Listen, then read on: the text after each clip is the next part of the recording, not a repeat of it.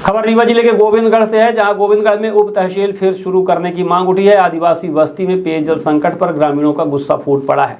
रीवा जिले के गोविंदगढ़ क्षेत्र की जनता ने अपनी लंबे समय से चली आ रही समस्याओं को लेकर जिला प्रशासन का ध्यान आकर्षित किया है। जिला कलेक्टर को सौंपे गए ज्ञापन में गोविंदगढ़ में उप तहसील कार्यालय का संचालन पुनः शुरू करने और ग्राम बांसा हनुमानगढ़ की आदिवासी बस्ती में गंभीर पेयजल संकट दूर करने की मांग की गई है। ग्रामीणों ने बताया कि पूर्व कलेक्टर इलैया राजा टी के कार्यकाल में गोविंदगढ़ में सप्ताह में 2 दिन उप तहसील कार्यालय संचालित होता था। इससे क्षेत्र के हजारों लोगों को राजस्व संबंधी कार्यों में बड़ी राहत मिलती थी।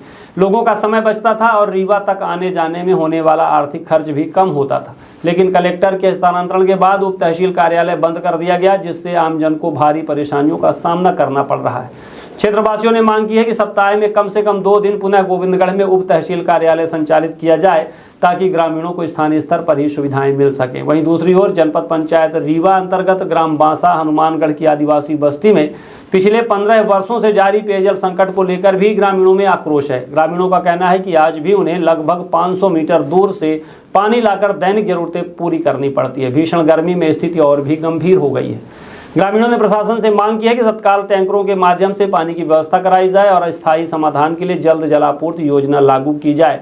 क्षेत्रीय लोगों ने चेतावनी दी है कि यदि उनकी समस्याओं का शीघ्र समाधान नहीं हुआ तो आंदोलन के लिए मजबूर होंगे। ज्ञापन देने हैं आप लोग, कहाँ से आए हैं, क्या समस्या? जी, मेरा नाम विकास अग्निहोत्री, मैं गोविंदगढ़ से आया हूँ। मैं एक समाज सेवक हूँ। मैं अपने युवा साथियों के साथ यहाँ पर पूर्व में जो तत्कालीन कलेक्टर थे आदरणीय श्री इलैया राजा टी साहब, उन्होंने वहाँ पर सप्ताह में 1 दिन उप तहसील संचालन कराने का आदेश दिया था और उप तहसील का संचालन भी होने लगा था। लेकिन उनके स्थानांतरण के बाद तुरंत ही वहाँ का उप तहसील का संचालन बंद हो गया, जिससे वहाँ से आने वाले लोगों को समय और आर्थिक दोनों नुकसान होता है। एक तो किराए के रूप में जो आर्थिक नुकसान होता है वो, और प्लस समय। और यहाँ आने के बाद कोई सुनवाई भी नहीं हो रही है नायब तहसीलदार के यहाँ। वहाँ के कई किसान जो है परेशान हैं।